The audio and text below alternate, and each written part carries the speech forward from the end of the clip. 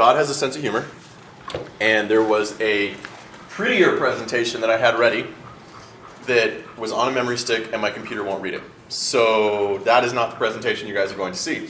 You're going to see the presentation that I put together starting around 4:45-ish today, so we'll see how that goes. So I really like to present on this topic of answering objections that atheists have, because, quite frankly, you guys are going to run into those quite a bit especially here at UNM. I mean, I think the percentage of your atheists, of your professors that are atheists here is completely off the charts in comparison to the general population. Has that been your experience so far? In every department. Yeah. In every department. In departments that aren't even related to, No, that's the thing. That's what happened. That's how the club got started. Because kids were being challenged in mathematics, science, economics, history, think everywhere. Andre told me a story about how his math teacher, right, your college algebra teacher, was bashing on the Catholic faith in the Eucharist. I have no idea what that has to do with the quadratic formula. Oh, exactly. But that was the conversation that happened in those courses.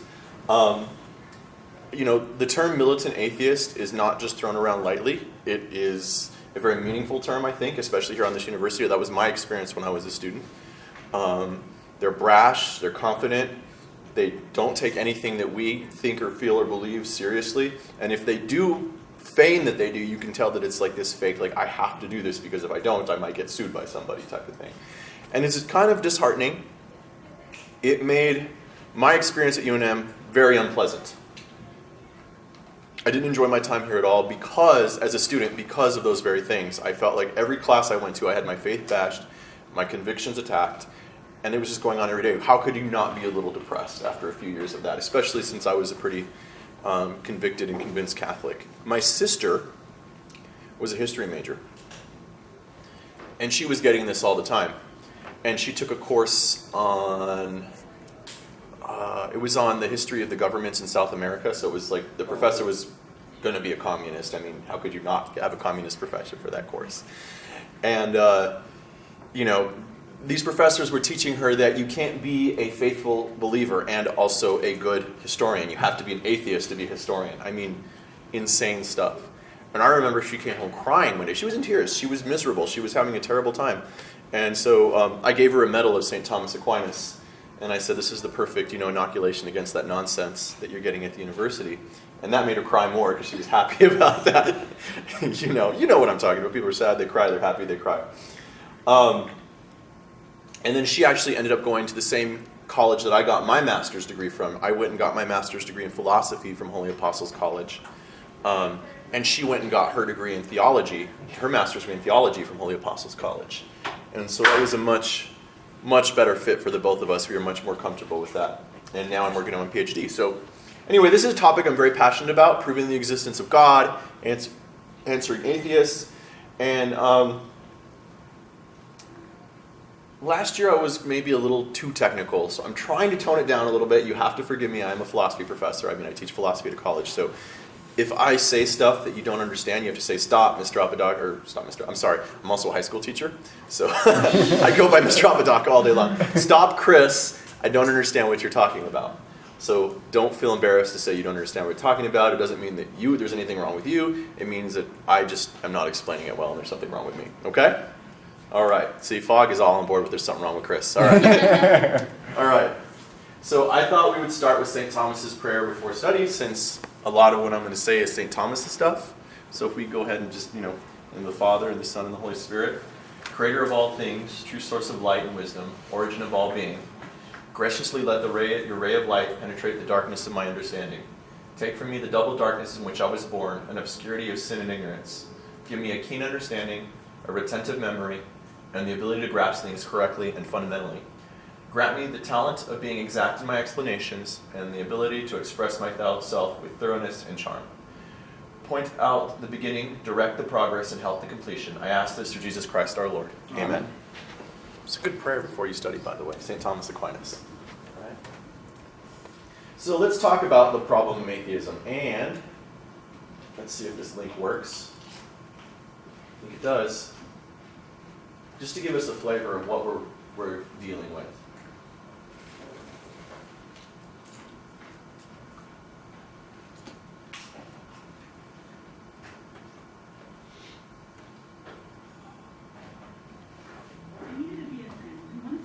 Not that. That is not it. Everything has ads now. Everything has an ad, yes. Oh, look. I can skip. Great. So this is Richard Dawkins. He's being interviewed.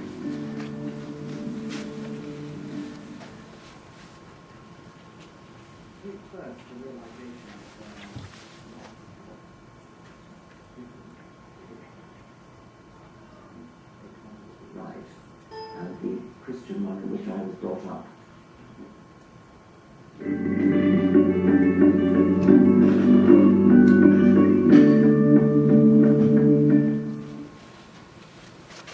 I think first the realization that there are lots of different religions and they can't all be right.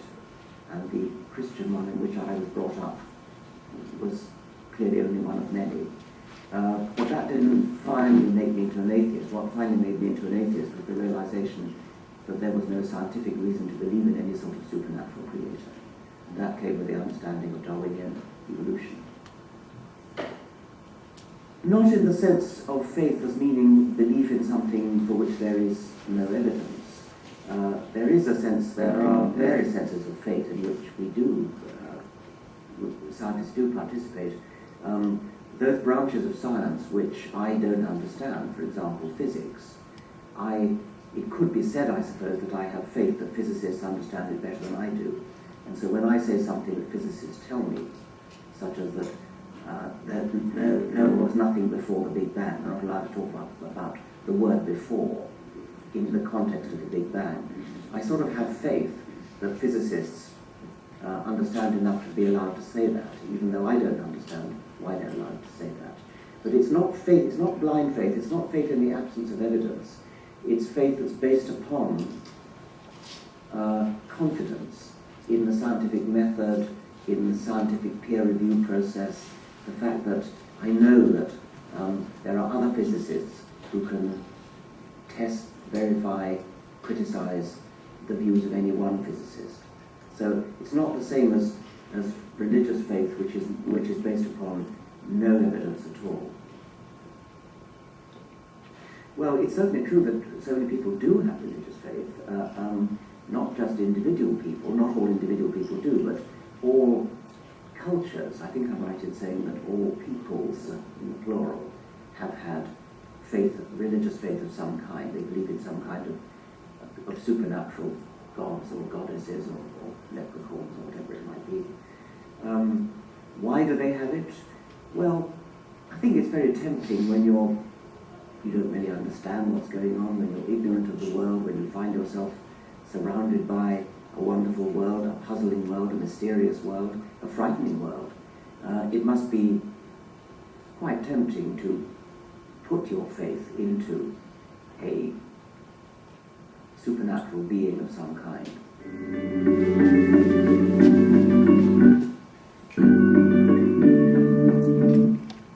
So I wanted to show you that video because it gives you a very good sense of kind of the attitude, not just the objections that atheists have, but the attitude that we're up against when we're addressing atheistic objections to our faith.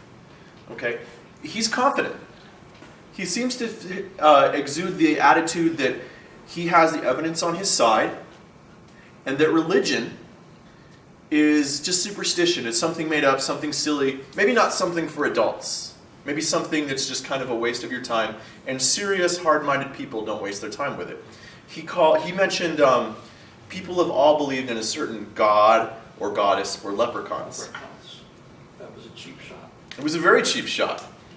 And the funny thing about it is, does the statement itself have any real intelligible content? Not really. He didn't really present an argument against Christianity or against any particular god or against any particular religion. He just wanted to swipe at religion with a cheap shot and say, oh, believing in God is just like believing in leprechauns.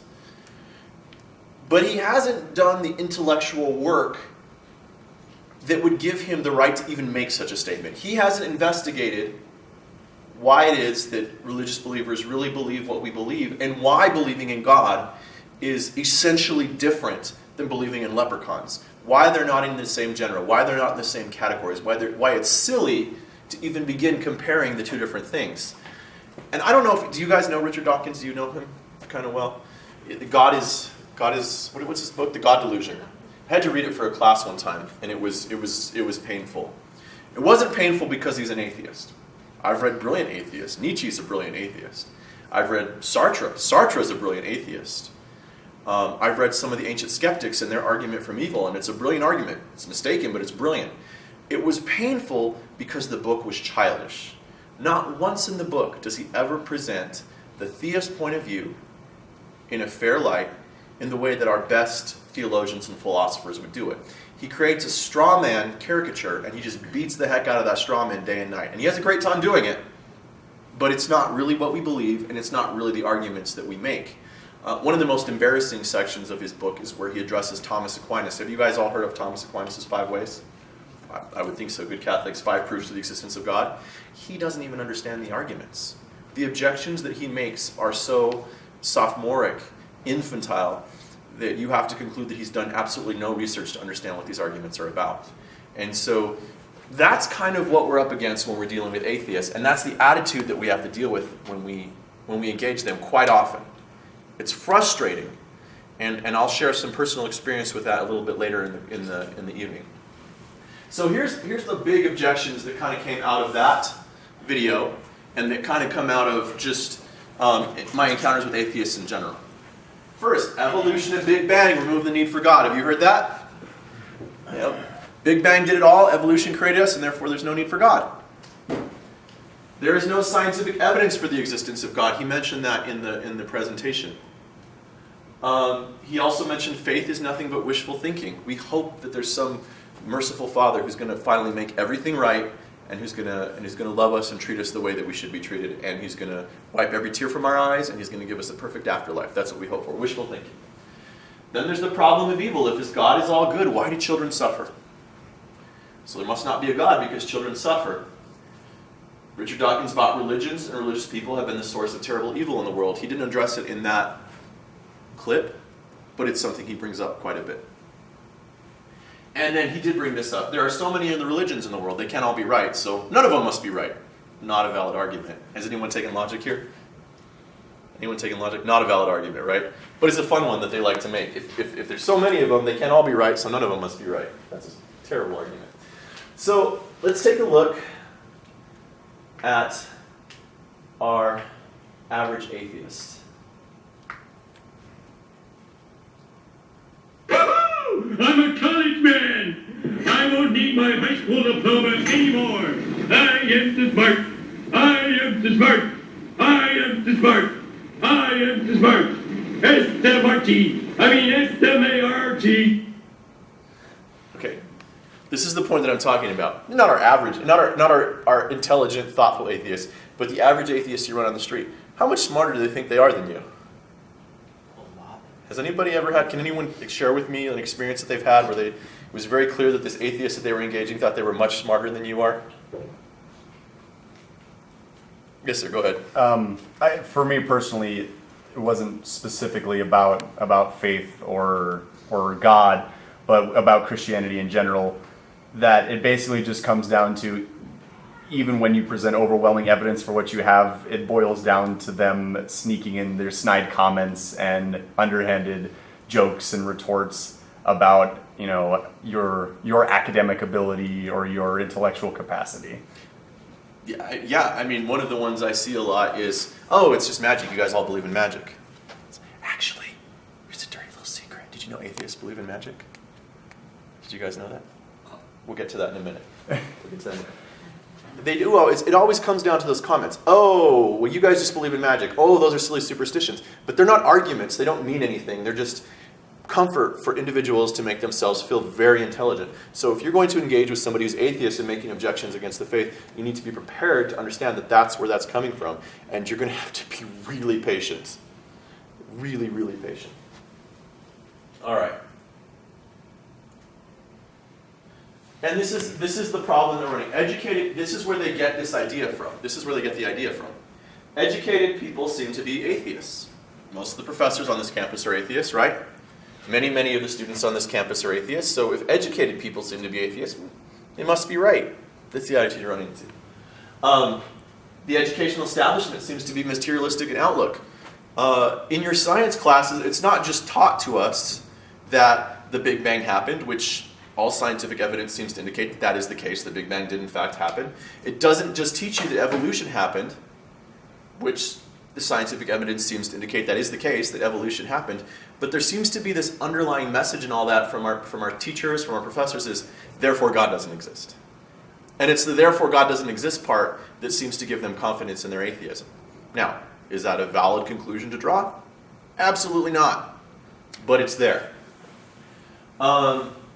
It seems history is proceeding away from religious faith and towards agnosticism and atheism. This gives them more confidence. We see it here in the United States. There was a I think it was a Pew survey that came out last week that indicated that more and more people are identifying as what they call nuns. Do you guys know what that means? N-O-N-E-S?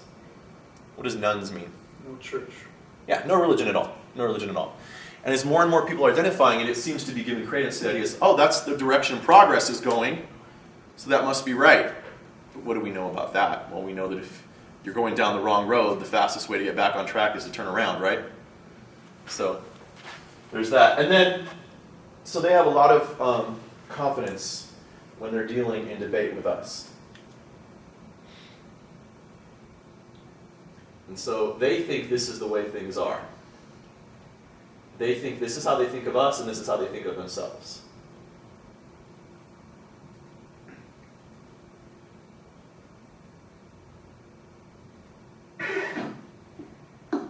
Hey, Flanders, heading for church? Well, I thought I could save you a little time. Ooh, found a new shortcut. Better. I was working on a flat tax proposal, and I accidentally proved there's no God. What did you see about that? Uh-oh. Well, maybe he made a mistake. No, it's airtight. Can't let this little doozy get out.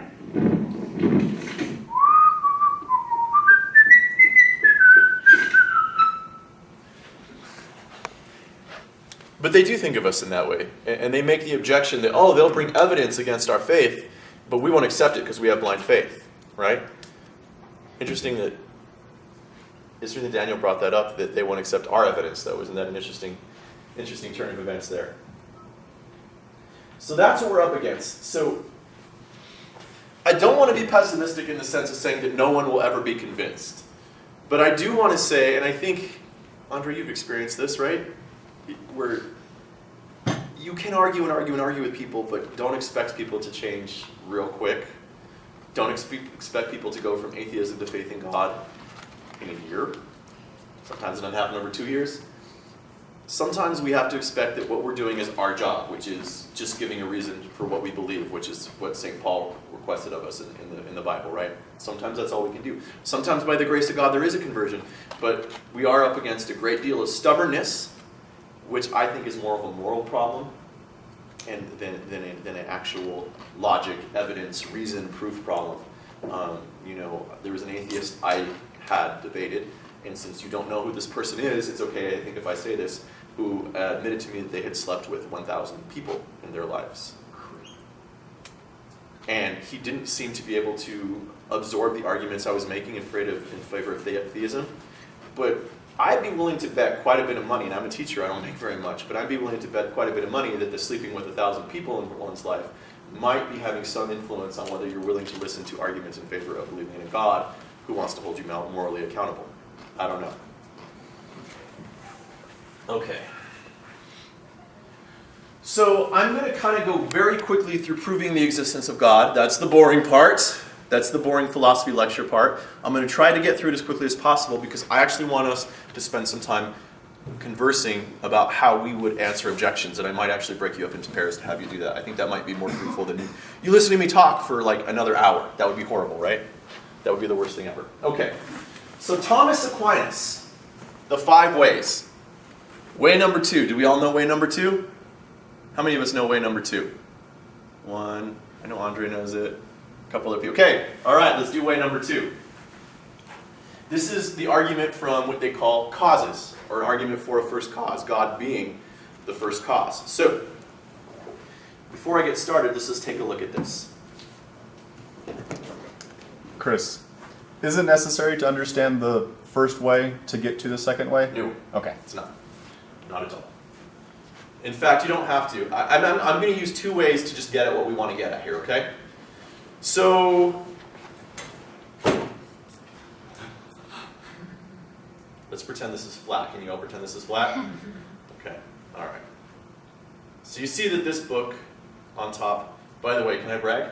I'm going to brag for a second. So my professor wrote this book, right? And then I read the chapter on Thomism in it, and it was wrong, so I edited it for her and I fixed it, and they're going to republish it with my name on it. Ooh. Pretty cool, right? All right. She's a good Catholic philosopher, but she does more like existentialism and phenomenology, and she doesn't really do Thomism, so that's pretty exciting, right? So the book that I edited is being held up by this book by William Lane Craig, right? Y'all see that? And the book under that by Edward Fraser is holding up the William Lane Craig book, right? And the book by Peter Kraft, Summa Philosophica, is holding them all up. And under that is the Aquinas book by Edward Fraser. But what's holding them all up really? The desk. The desk. Y'all got that with me? This book on top is ultimately being held up by the desk. Are y'all with me there? If I had an infinitely long stack of books that never reached a desk or a ground, what would they do? Fall. They'd fall. And if I remove this desk, they'd all fall, right?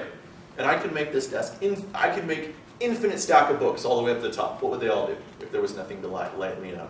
Right here. Fall. They'd fall. They'd fall. This is called an essentially ordered causal series. You're going to hate this. I'm going to give you words, and you're going to hate the words, but I'm going to give them to you anyway, okay? Essentially ordered causal series. It means that this is constantly dependent on this, right? Which is constantly dependent on this, which is constantly dependent on this, which is constantly dependent on this, which is dependent on the podium. You all with me there? The podium is what we call a first cause, because it's doing the holding up, right? It's doing the ultimate holding up. So that's an essentially ordered causal series. That's the kind of causal series that we use in proving the existence of God. Are you all okay with this? I bet your minds are starting to go with, I kind of think I know where Chris is going with this, right? You guys are starting to already get that? Okay, there's another kind of causal series. This is not the kind of causal series that we're using. Let me see if I can even make this happen. You know dominoes? You know a thing of dominoes? I hit one domino, then it hits the next one, then it hits the next one, and then it hits the next one, it hits the next one, it hits the next one, and then it knocks the last domino over. Okay? That is not the kind of causal series we're using. It's called an accidentally ordered causal series. And if you noticed, when the last domino falls, the first domino is never doing anything anymore, right?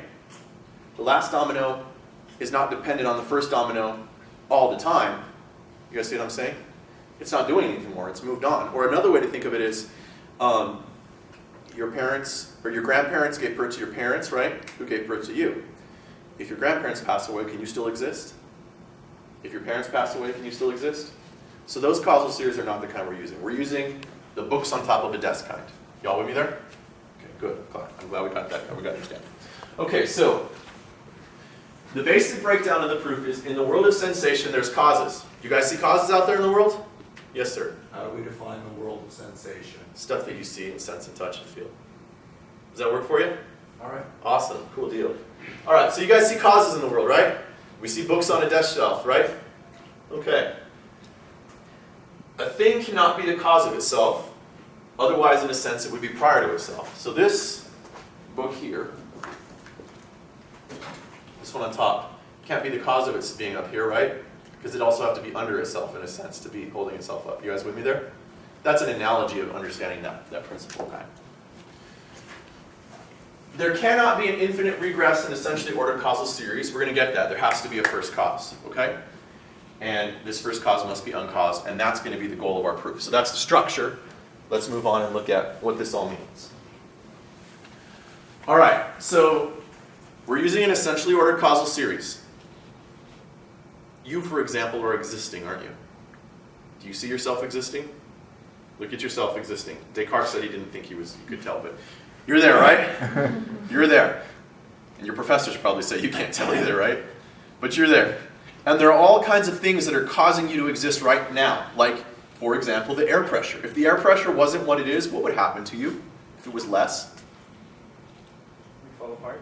Explode, right? It's awesome. You just pop. and you'd be gone. So that would be so cool, right?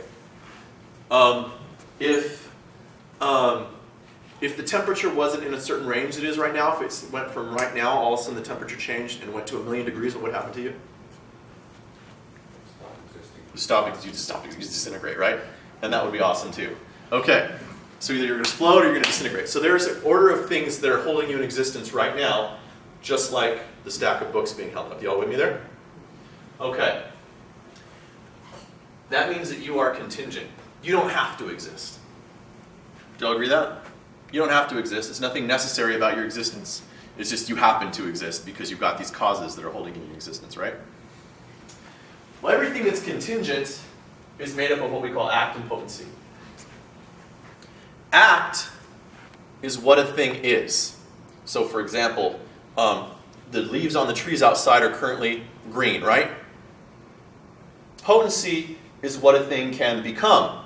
What are they going to turn in the fall? Yellow. Yeah, yellow. And some of them red, right? So they right now are in act as green, but they have the potency or potential to become yellow or red. Does this make sense to everybody? You and me we are in act as existing things, but we have the potential to not exist, don't we? We could die, our bodies could be disintegrate, we could stop existing. Do you all agree? Okay, cool. So potency is dependent on something that already exists. Like you can't have a potential for green floating in the universe. A potential for green has to exist in a tree. You guys agree with that? Yes? So everything that's potential depends on something in act. Right? Everything potential depends on something in act. For the potential to be actualized, something has to come from the outside and actualize it. The leaves aren't going to turn yellow until the temperature changes outside, right? Once the temperature changes outside, it's going to cause the leaves to become yellow. It's going to actualize the potential for the leaves to turn yellow. There are other kinds of changes, like when you burn a piece of wood, it's actually a piece of wood, potentially ash, right? Some fire comes in, it makes what was wood, and become actually ash. Y'all with me there? Okay. Okay, so if something, so everything that has some potential in it needs a cause, a concurrent cause for why it exists the way it exists, okay? Just like, these books need a concurrent cause for being held up, right? Okay. Now, if that cause is also in potential in some way, that means it has some potentials that could be actualized, then it too needs a cause. Okay? It too needs a cause. Why can't we go this way forever? Why can't there be an infinite number, like an infinite stack of books? Well, because you're passing the buck, right, in your causes. This book is explained by this book being held up, right? Which is being explained by this book, but it's being explained by this book, which is being explained by this book, right? But really, they're all pointing to what that's holding it up right now? Yes. Me, right? I'm a first cause of this book being held up, right? If there's not a first cause that has the ability to hold up in itself, then this one won't have it, right? Then this one won't have it, then this one won't have it, then this one won't have it, then this one won't have it, right? Y'all with me there? So it's the same thing with the existence. I'm in act as an existing being, but I could potentially not exist, right? Which means I need stuff to cause me to exist. And those things could be something else. So something has to cause them to be the way they are, right? And then those things could be something else. Like, for example, the air pressure is being caused to exist by all kinds of complicated variables that I don't understand because I'm not a science person, but you all are with me, right? The temperature in this room that's not burning me to death, it's keeping me in existence, is being caused to be by all kinds of other complicated scientific things that I don't understand, right? And those things could be other than they are, and those things causes can be other than they are. So you're looking at a train of causes that ultimately has to be uncaused, just like the book's being held up. Are you guys following me? Kind of? Yes? Yeah? Okay, cool. So that thing can't have potential in it. That thing can't have potential in it. It has to be a thing of pure act. Because if it has any potential in it, remember we said potential has to be caused by something in act? If it has any potential in it, that thing, that first cause, has to be pure act. So what does it mean to be for pure act? Well, that means it would be uncaused, right? It would be an uncaused thing, because if it had any potential, it would need to be caused, but it's pure act, so it's not caused. It can't be limited in any way. If it's limited, doesn't that mean it has a potential to receive other perfections? If you're a limited thing, you could become other things, right? But if you're unlimited, you have no potential. You have all the fullness of perfection. It can't be changing. Remember the leaf turning from green to yellow? You guys remember the leaf turning from green to yellow? That's because it has green in act, but it's potentially yellow, right? So you need potentials to be able to change. But if you have no potential, if you're pure act, you can't change. You all with me so far? Okay. It can't be made of parts. If it's made of parts, it needs a cause to unify the parts, right? But caused things have potential in them. So it can't be made of parts. Which also means it can't be material, because all material things are made of parts, right? It must be absolutely perfect. If you're pure act, you're unlimited, you can't be missing a perfection, right? So it must be absolutely perfect. And it must be absolutely good, and this is a really complicated thing, but think of a good triangle real quick. Is a good triangle drawn with crooked lines or straight lines? Straight lines. So it perfectly actualizes the form of a triangle if it's a perfect triangle, right? And if it's got crooked lines, its form is kind of still potential. It's not all the way there, right? Y'all with me there? So a good triangle fully actualizes its form. So anything that's pure act must be purely good. Do you guys get that? Okay. I'm going to send you some books to read this. This is a quick overview. I know I actually don't want to spend too much more time on this. Okay. So we have this first cause that's uncaused, unlimited, unchanging, eternal, not made of parts, perfect and good, right? Okay.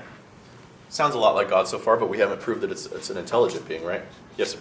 Does the part about it needing to be immaterial, do we need a proof for the existence of the immaterial to go alongside with that? Well, just because all material things have potency in them, mm-hmm. because they're made up of parts, mm-hmm. and because they can change. So if you have something that's pure act, it's not made up of parts, it can't change, then it can't be material. Okay, so let's get through the technical stuff, because I'm going to direct you to other things for it. This is just so you know that there are real proofs out there in the world, and then we'll do the interesting part. Okay, is it personal? Is it personal? Is this first cause a personal being? Well, let's talk about something called final causes. What do acorns do? Oak trees. Oak trees. Do they turn into monkeys? No. No. Do they turn into fish? No. Do they turn into Captain America? Definitely no. Acorns only turn into oak trees unless prevented by some outside variable, right? So what we mean is there has to be something that limits that to that one outcome. It's called a final cause. Let's talk about oxygen. Does it behave like carbon dioxide, or does it behave like oxygen? Just oxygen. Let's talk about matches are man-made, so that's not a good example. Let's talk about water. Does water behave like water, or like a puppy? Like water. There has to be some principle that limits things to behave in a certain way. And we call that a final cause in philosophy. It means its directedness. It limits its behavior and directs it to behave in a certain way. Okay? That's why we can do science. If there was no final causes, we couldn't do science, right? Because things wouldn't behave in an intelligible way. One moment you'd do a match and it would make cold, and the next it would make a flame, and the next it would make chocolate. If there were no final causes, there has to be a principle that limits it, right? Okay. But the question is, if the final cause, for example, of a match is to produce a flame, you with me so far?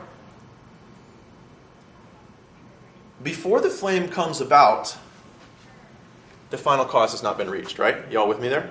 Before the flame comes about, the final cause hasn't been reached. So how is it possible that something that's not there could be limiting the behavior of the match? Do you see what I'm saying there? It's directed to fire, but how is that fireness limiting it? How is it causing it to behave in that way? Or how is it causing it to be attracted towards producing fire if the fire is not already there? Y'all with me there? It's like it doesn't exist, right? So how can it do it? Well, there's two ways of things existing. Things can exist in the world, right? And they can exist in the mind. Philosophy people, They can exist in the mind, right? You all with me there? So for it to exert influence, it must exist in one of the two ways. It's not in the world, so it has to be in the mind, right? And since everything in the world exhibits final causality, the cause of everything has to be a mind then. An intelligence, some kind of intelligence, right? And we've already shown that that first being that's the cause of everything is pure act, unlimited, perfect, good, etc., etc., etc., right? Well, now we've shown that it has an intelligence, it has an intellect. Okay, so this being is a personal being. This is God. Why did I go over that so quickly? Is it horrible? Yes, it's horrible. It's terrible. But I actually went over it quickly for a reason. Do you think your atheist friends are going to understand this? Do you think almost anyone is going to understand this? No. So do you think you're going to win a debate with an atheist by going over Thomas Aquinas' 5 ways? Probably not. Probably not. They're there for specialists in the sort, and they're there for us too to help us understand the existence of God. But if your atheist friend is not willing to sit down and read a book about this, even a short one like this, it's not going to be helpful, right? It is going to be helpful for you to point to certain things, like you have to have a first cause. That's a logical or philosophical necessity, right? It's good for you to have a confidence in your faith. Oh, I'm not just blind faith, I have reason for my faith. But to really understand this, you got to read a book. And so I'm not saying throw this whole thing at your atheist friends, because many of us in the room probably don't fully understand it. But I am saying spend some time with a book, really learn it, and know it's there. And once you really learn it and know it's there, then you might be able to direct some of your atheist friends towards a book, okay? I wanted this to be horrible. I wanted this to be awful. Does that make sense? So you could see what's going to happen if you try to use it on them, at least at the first stage. Okay, so first thing you got to do, get a book like this, spend some time reading Thomas Aquinas and really, really digging down into the proofs. Once you have them fully in your eyes, you can throw little bits out with your atheist friends when you're having those conversations. But ultimately, you're probably going to want to direct them back to a source like this if they're serious about having the conversation. If they're not willing to read a 200-page book, a little 200-page book, they're not very serious about the conversation, right? So just wanted to let you know that. So let's take that and actually go to the more interesting part of what I wanted to do tonight. Questions for discussion. And we have 1, 2, 3, 4, 5, 6, 7, 8, 9, 10 students. And I have 1, 2, 3, 4, 6 questions. So why don't we do this? I want you to break up in twos, okay? And I'm going to assign, why don't you do that for me right now, break up in pairs of twos, and then I'm going to assign you guys a question. One of you is going to be the atheist, the other is going to be a Christian. You're going to have this conversation and see where it goes. We're going to report back later and kind of see how we can answer these objections, okay? Alrighty, so break us in group 1. The first question, but that's not a scientific proof. Who was the atheist for that one? They did the wrong. I think we did the wrong one. Which We one did already you do? failed. Okay. Right. So the question is that's not a scientific proof, so I don't accept it. Did anyone discuss that one? Okay. Well, there's an underlying assumption in this argument. What's the underlying assumption? The scientific proof is right. The scientific proof is the Only kind of proof. Is there a scientific proof in the world that proves that scientific proofs are the only kind of proof? No. So this is self-defeating, isn't it? You actually have to have a philosophical argument to argue in favor of the validity of science before that, right? Which means philosophy comes before science. Science is dependent on philosophy. So I'm perfectly justified in making a philosophical argument, right? Y'all with me on that? Okay. No one talked about that one. Sad day. Okay. Who talked about the Big Bang Theory proves that the first cause is not God? We did. You both did. And also. And also you. And also with your spirit. All right. All right. So let's hear what you all had to say. Big Bang proves that the first cause is not God. So, I was ultimately stumped when Angeline made a very good point in asking the question, how does God, who we consider to be immaterial, become material, as in Jesus Christ? Oh, that's a theological question. I am not a theologian. I will say that off the bat. I'm a philosopher. But I will say that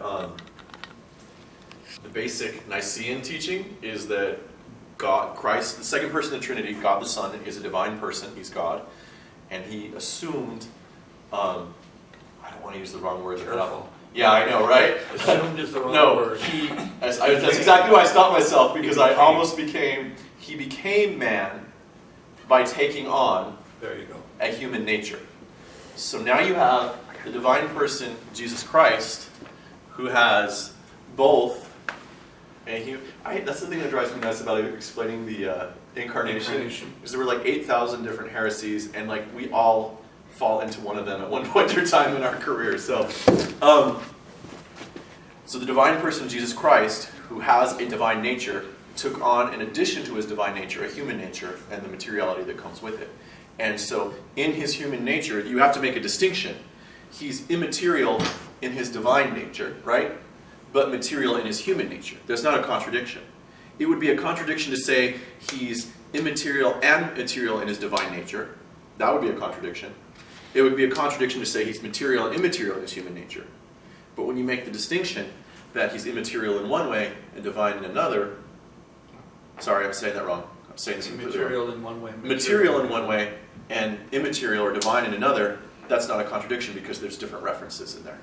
But we have to be careful because we don't want to separate them into two persons. It's one person. One person. And there's like 8,000 heresies, so be really careful with that. Okay. But, is that right, Father? You're good. Okay, cool. All right, I don't want to be a heretic, so. The Big Bang Theory proves that the first cause is not God. You guys addressed that. You addressed the heck out of it, right? Yeah. We kind of beat around the bush. You beat around the bush. That's okay. Who created the Big Bang Theory? Who knows? Uh, The Joe? social age. And what was his profession? He was a priest. He was a He priest. was a Monsignor, right? So he was elevated to Monsignor. Yeah. It was a Jesuit, right? I don't know. Was he Jesuit? I think I thought it was a he Jesuit. might have been a Jesuit because they're pretty informed, pretty educated. Yes. They run the Vatican Observatory, so he may well have been a Jesuit. Tons of craters on the moon are named after priests because priests discovered them. The father of genetics was a priest.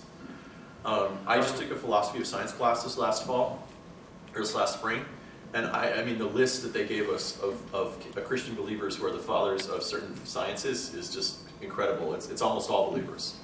So, yeah, yes sir. Well, before the Big Bang, atheism was just like thinking the world has always existed, right? Eternal, yeah. And there are still some atheists who will try to make the argument that the universe is still eternal. They'll say the Big Bang was an outgrowth from another universe, which is an outgrowth from another universe, which is an outgrowth from another universe. But the funny thing about this argument, can I tell you the funny thing about this argument? We only believe in what's empirically verifiable. Is there anything about that argument that's empirically verifiable? No, Absolutely not. no one was there. It's grasping at straws for them to try to hold on to an atheistic belief in flying in the face of the evidence that the universe had a beginning. What did you all say though about the Big Bang? We got to the point where it seems that this question is just simply begging that God has to be material, that the Big Bang is in itself self-containing and caused itself. Yeah, like if the Big Bang could somehow cause itself, right? Mm-hmm. Can I ask you something? Is the Big Bang the fullness of all perfection and all possible modes of being? No, it's one mode of being, right? That's why we know the change. That means it has potency, which means it had to be caused. Anything that has potency has to be caused, right? The second part of that, and as soon as I'm done, I'm going to call on this guy to see if he can add to that. The second part of that is they're thinking the wrong kind of causes. Remember we talked about the dominoes? That's not the kind of causes Thomas uses in an argument, is he? And in fact, Thomas Aquinas said philosophically he didn't think you could prove the universe had a beginning. When he did his proof of the existence of God, he said, I'll grant my opponent that we can't prove the universe had a beginning. They can say it's eternal. He still proved the existence of God by using the kind of causes that we used. Remember the book on top of a book? Causes here and now, holding things in existence here and now. Big Bang or not, you still need that fundamental first cause holding everything in existence. Does that make sense to everybody? Let's see. Yes, sir. What's your question? So does that become back that question begs just be who set off the Big Bang? Yes. That could be it. It could also be, yeah, that's fine, but why does anything exist right now? Or is that another response, or are you asking me? No, I'm just saying, because we have to have something holding things in existence right now, because nothing that exists has to exist, right? Right. So what's holding things in existence right now? And that's the response Thomas would make. And that's, in fact, that is the response Thomas made to the question of whether the universe had a beginning or not, whether it mattered. Okay. Any other questions about this Big Bang? If you have a Big Bang, Peter Kraft always says you have to have a Big Banger who banged out the bang, right? Right? Yes, sir. Would it be appropriate to rebut that question with another question of why the Big Bang was there, or why the quarks and energy and whatever Sure. that brought about And actually, there's existed? a Protestant philosopher, the white book there, what's his name? William Lane Craig, who argues from that to the existence of a God, that there had to be some super powerful being that brought the universe into existence. So yeah, you could go down that path if you want to. I don't know that it'll get you to being a pure act like we believe in, but at least it'll give you a clue that there had to be something there, right? Alrighty. What if there are an infinite number of universes, one just arising out of another? I already addressed that, didn't I? Did I already address that? Who talked about that? So we did. I talked about essentially ordered causal series, but my opponent talked about subatomic particles, electrons, Potential waveforms. potential waveforms. And what about potential waveforms? The potential waveform is, something that has a potential for two things. The actuality is just the observation of the collapsing of that waveform into one thing. Well, there's a couple of responses to that, right? The whole system in which potential waveforms exist is a limited contingent system, therefore needs to be caused, or needs to have it caused to actualize it. The other argument to that is, how do we interpret quantum mechanics in general, and how do we interpret the most fundamental physics? Because part of what we do when we do physics is we quantify everything, right? We get everything to quantify it. And what happens when we do that is, that's an abstraction, because numbers are not the only things that exist in reality, right? Numbers are not the only exist in reality. So the more we quantify and the more we layer mathematical model on top of mathematical model, we have to start asking ourselves, are we observing things the way they are? Or are we observing things according to layer upon layer of analogy and metaphor and mathematical model that we're imposing on the system, to the point where, yeah, it works for prediction, but is that the nature of things? So that's an interesting question to ask too when addressing that. And actually, it's a big question that we talk about in philosophy of science: is quantum mechanics really analyzing things the way they are, or is it just creating a system for us that might collapse at some point, in which we have to create another system? So that's the problem with the scientific method. Scientific method's great for making predictions, but anything that's not quantifiable or predictable falls through its net, right? It doesn't even address those things. And so it's not good at telling us the fundamental nature of all reality. Anyway. 4. How does one respond to the objection when evolution shows the design argument, the argument for final causes is wrong? Who did that one? Alrighty. Lay it on me. So this probably isn't correct, because neither It's already you nor wrong. I have the slightest understanding of the philosophy of biology, or whatever you might call it, but I think the closest way I could sum this up is that something's final cause may be to change, in the sense that the existence of a gene is meant to replicate and alter that gene through reproduction. And then if that one seems to fall apart the more I think about it. So the other one that I came up with was that if something can change and the point of evolution is to make something better, then there must be something best that it can eventually reach, which would be the final cause. That's an interesting direction to take it, for sure. Does anybody have a response to that?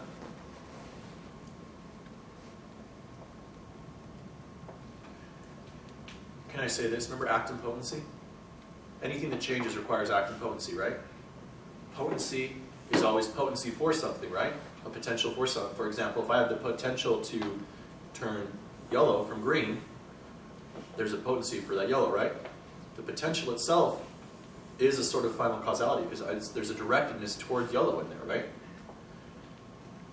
Thomas Aquinas' point is any kind of change, whether it be evolution, whether it be particles uniting to make any kind of change whatsoever, if the change is going to be intelligible, there has to be some kind of final cause limiting its behavior. So final causality would even pervade evolution.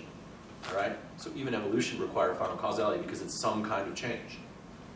And so evolution actually can be used as an argument in favor of the existence of God, because you can say there's things evolving, which means changing things.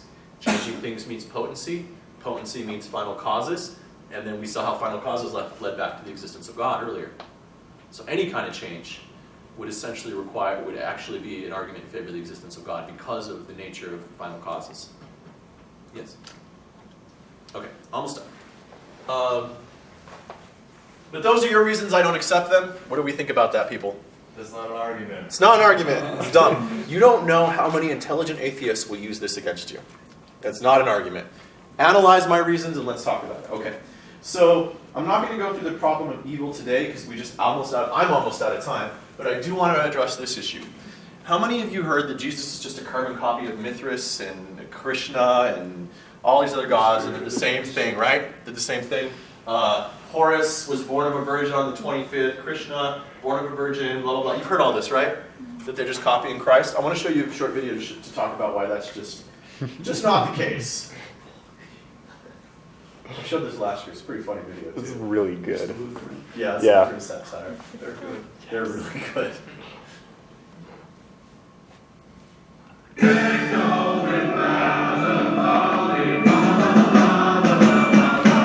Well, thanks to all of you for coming out to our service this morning, and I pray that the rest of this Christmas day is wonderful for each and every one of you.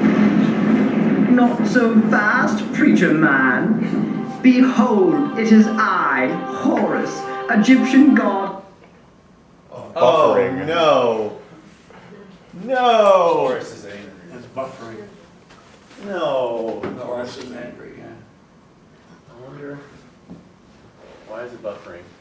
It probably because it switched to. And while you all believe There it goes, that you've it's all been loaded. celebrating the birth of your Lord Jesus, you've really been celebrating the birth of me.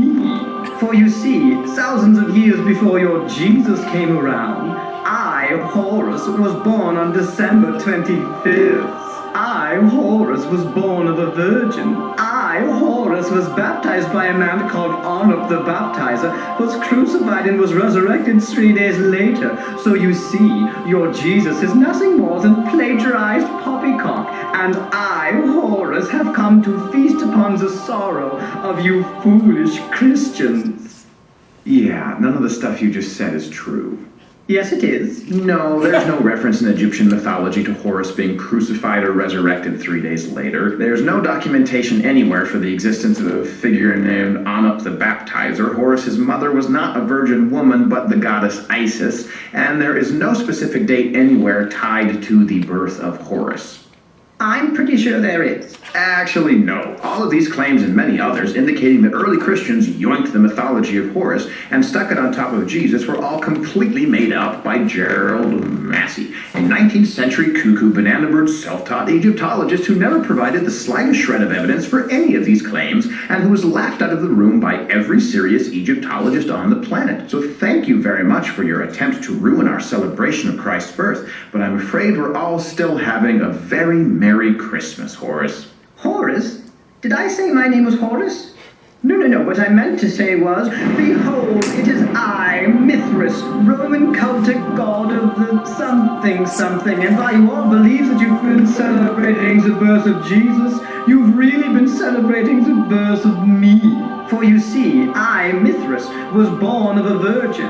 I, Mithras, had 12 disciples, and I, Mithras, gave those disciples a meal consisting of my body and my blood. Sound familiar, Christian dummies? Actually, Mithras was born from a rock, not of a virgin. He had 2 companions, not 12 disciples, and the Mithraic meal was one he shared with the sun god, where they feasted not on his own flesh, but on the flesh of a bull. But even if those claims were true, Christians were already confessing the virgin birth, recognizing the 12 apostles, and celebrating the Lord's Supper before they ever encountered any Mithraic cults. So I'm afraid that you've taken neither the holly nor the jolly out of our Christmas, Mithras. Oh, you must have misheard me. I'm not Mithras. I'm, Quetzalcoatl, Aztec god of the wind. And while you all think that no Christian on the face of the planet ever heard of Quetzalcoatl until the 16th century. Well, then I'm Balder, Norse god of the... There were 193 popes before Balder's mythology was actually written down. Then I'm Horus, Egyptian god of the sun. You already did that one. All right, fine. I didn't want to completely humiliate you, but you've left me no choice. I shall now unveil myself to be the ancient deity whose mythology was inarguably stolen by early Christians. Behold, I am the ancient Mesopotamian god of judgment. 6,000 years before your Jesus spoke of returning to condemn the lost and resurrect the faithful, my followers proclaimed that I would return to destroy my enemies and raise the dead. So silence your joyful voices, Christians. Your Lord is nothing but a cheap carbon copy of me, the destructor who goes by many names. I am Volguus Indroha. I am Lord of the Sibulia. I am Gozer the Gozerian. Gozer the Gozerian is from Ghostbusters. Dang it, why do so many people still know that movie?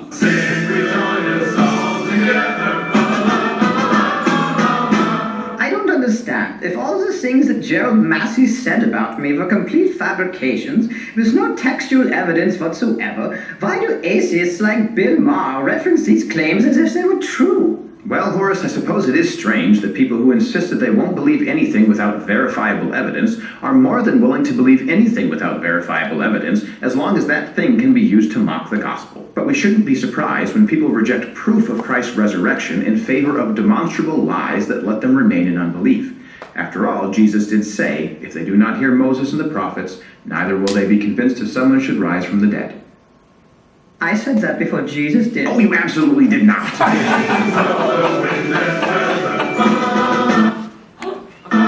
had more time, there's another one you have to go watch on Lutheran satire. There's another one called Donnell and McConnell Meet Richard Dawkins, and it's freaking hilarious too. So if you guys have time to do that sometime, I would definitely recommend those videos. Obviously, in a very short amount of time, I don't have enough time to like fully prove to you the existence of God and the Catholic faith and everything. So your job is to study. That's the only way you get where you need to be with this. Is a lot of hard study. So the books that I would recommend. You guys all know Edward Fraser? How many know Edward Fraser? Any of his books you see, read them. Especially this one, Aquinas, A Beginner's Guide. You'll have time to sit down and read all the 5 ways really carefully, and you'll be able to understand them and explain them and defend them, okay? So Edward Fraser. Edward Fraser, The Last Superstition. He makes fun of Richard Dawkins a lot in this book. And he answers all the objections, and he does the 5 ways, 3 of the 5 ways. And he cusses occasionally in here, which is awesome, so he does that. And then, if you want to do evidence for the Christian faith specifically, like proving or giving evidence for the resurrection of Jesus as a real historical event, William Lane Craig is really great at that. I have his book, Reasonable Faith. He's not a Catholic. He is not a Thomist, but his stuff on proving the resurrection is really good. So William Lane Craig. And then, if you just want some fun philosophy, Peter Craig. And when the edited version of this book comes out, Catholic Realism, I highly encourage you to pick that one up, because I do an excellent job covering the 5 ways. I'm just kidding. So, in all humility. In all humility, I do an excellent job covering the 5 ways in those. Does anybody have any closing questions or comments or anything? Yes, sir. Do you make any money if we buy that book? No, I don't make any money. Being an editor and not having doctor in front of my name yet, I don't make any money off of anything. Any questions?